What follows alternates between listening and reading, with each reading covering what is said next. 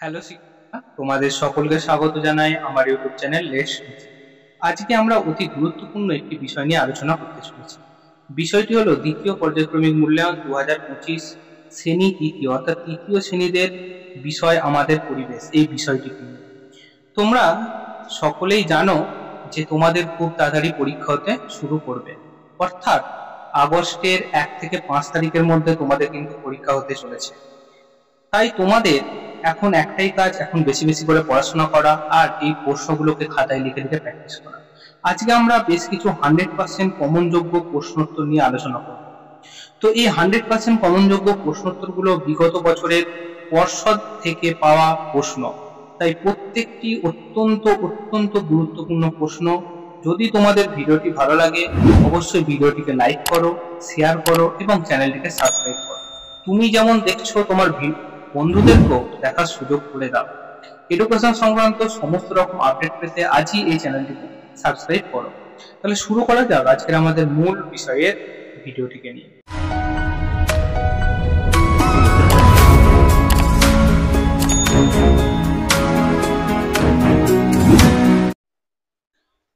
জানো যে তোমাদের পূর্ণমান 20 এবং সময় কত? সময় হচ্ছে 40 মিনিটের পরীক্ষা।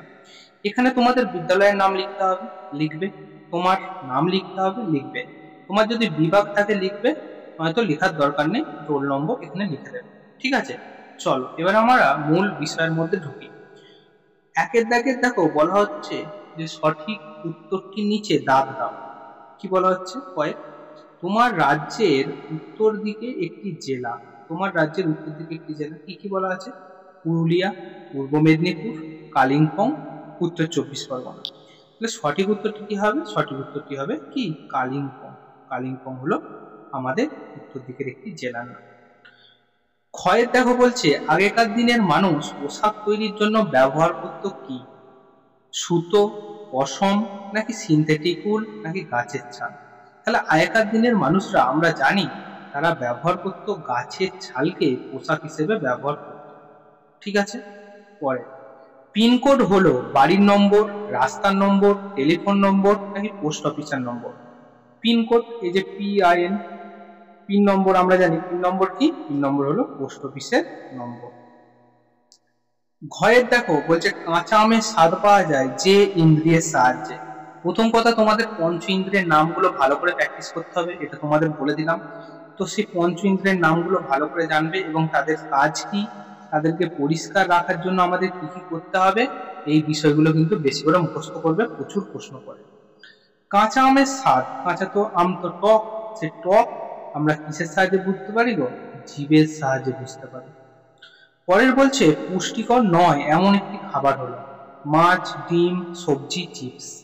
দেখো মাছও পুষ্টিকর খাবার, ডিমও পুষ্টিকর খাবার, সবজিও পুষ্টিকর, কিন্তু এই যে আমরা প্যাকেট জাতীয় থাকা চিপস খাই এটা কিন্তু কোনো মতেই পুষ্টিকর খাবার নয়। চয়ের বলছে তোমার বাবার বড় ভাইয়ের স্ত্রী তোমার কে হয়?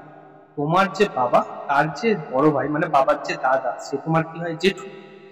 জেঠুর যে স্ত্রী তাহলে আমার কি হবে? নিশ্চয়ই জেঠিমা হবে। তাহলে সঠিক উত্তরটি কি হলো? সঠিক উত্তর হলো জেঠিমা। চলো পরে প্রশ্ন দেখি। দুয়ের দাগে যেটা বলা হয়েছে যে ঠিক বাক্যের পাশে টিক চিহ্ন দাও, ভুল বাক্যের পাশে কাটা চিহ্ন দাও। স্কিপিং এ হাতের কবজির কোনো কাজ হয় না। স্কিপিং মানে স্কিপিং মানে আমরা যেটাকে বাংলায় বলি কি? লাফ দড়ি বলি। লাফ দড়ি করার সময় অবশ্যই আমাদের হাতের কবজির কাজ হয়। তাহলে এই যে বলছে কাজ হয় না, এটা তাহলে ভুল কথা। আমরা এখানে কাটা চিহ্ন বসিয়ে দেব। পেঁয়াজ হলো গাছের মূল। ঠিক আছে, পেঁয়াজ কি? পেঁয়াজ হলো গাছের মূল।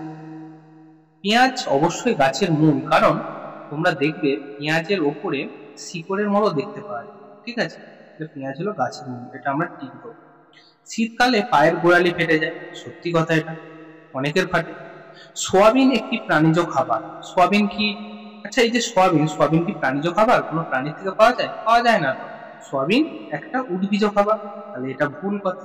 তোমরা এই যে উদ্ভিজ আর প্রাণীজ, ঠিক আছে, উদ্ভিদ আর প্রাণীজ খাবার, এই প্রাণীজ আর উদ্ভিজ খাবার সম্পর্কে তোমরা ভালো করে জানবে, বেশ কিছু নাম মুখস্থ করে যাবে, এখান থেকেও পরে পরীক্ষায়।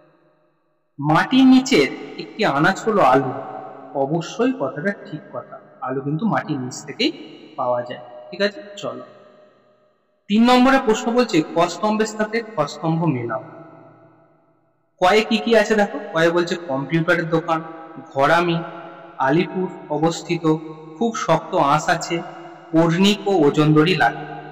আর ক্ষয়ে কি আছে দেখো, শন গাছ, পাকা বাড়ির ইট গাঁথতে, নতুন জীবিকা, দক্ষিণ 24 পরগনা জেলায়, এবং যারা মাটির ঘর ছায়। তাহলে কম্পিউটার দোকান এটা একটা হবে কি নতুন জীবিকার নাম, ঠিক আছে। ঘোরামি, ঘোরামি ঘোরামি হলো যারা মাটির ঘর ছায় তাদেরকে ঘোরামি বলে।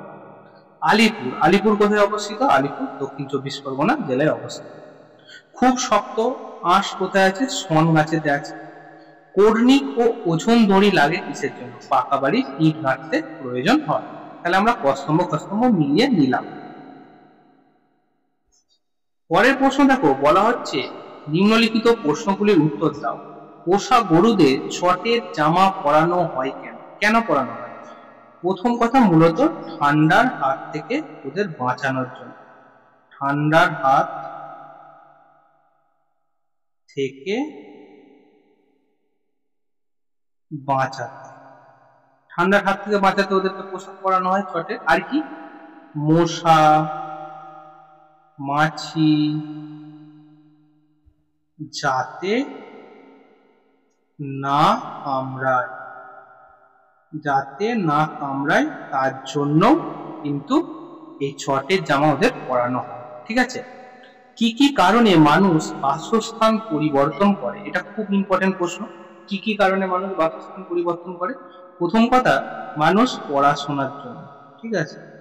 পড়াশোনার জন্য অনেকে এক জায়গা থেকে অন্য জায়গায় চলে যায়। আচ্ছা, আর কি? কাজের জন্য, কাজের জন্য, কেউ চাকরির জন্য চলে যাচ্ছেন এক জায়গা থেকে অন্য জায়গায়। আর কি? বিয়ের পর, বিয়ের পর দেখবে বাড়ির মেয়েরা তার স্বামীর বাড়িতে চলে যায়, তাহলে তার বাসস্থান পরিবর্তন হয়ে যায়। তারপর বিভিন্ন কি প্রাকৃতিক দুর্যোগ, প্রাকৃতিক দুর্যোগ যেমন ধরো বন্যা, হ্যাঁ, যেমন ধরো ভূমিকম্প, ঝড় ইত্যাদির কারণে ঘর বাড়ি ভেঙে গেলে তারা কিন্তু এক জায়গা থেকে অন্য জায়গায় চলে যেতে বাধ্য হয়, ঠিক আছে।